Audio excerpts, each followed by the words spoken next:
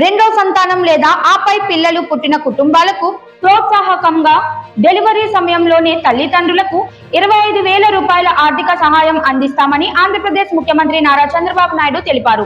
ఇప్పుడు మంది 1.5% TFR దాన్ని 2.1కి తీసుకెళ్ళాలి.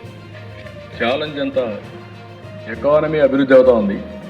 అభివృద్ధి అయినప్పుడు ఆటోమేటిక్గా డబ్బులు సంపాదించే విధానంలో పిల్లలు దొరుకునే పరిస్థితి వస్తూ ఉంది. దీనివల్ల చాలా దేశాలు ఇబ్బంది పడ్డాయి. అందుకే ఒక నూతనమైన విధానం కోసం ఈరోజు మేము ఆలోచించేది ఈ రెండో బిడ్డ కానీ చైల్డ్ కానీ 2 కంటే అబౌవ్ ఎంతమంది వాళ్ళు ఇచ్చేస్తే డెలివరీ సమయంలోనే 25,000 రూపాయలు ఆ పేరెంట్స్కి డబ్బులు ఇస్తామని చెప్తున్నారు. ఇది ఒక పెద్ద గేమ్ చేంజర్గా తయారవుతుంది. జనాభా సమతుల్యతను దృష్టిలో ఉంచుకొని కుటుంబాలను ప్రోత్సహించే విధంగా ప్రభుత్వం ఈ నిర్ణయం తీసుకుంటుందని ఆయన పేర్కొన్నారు.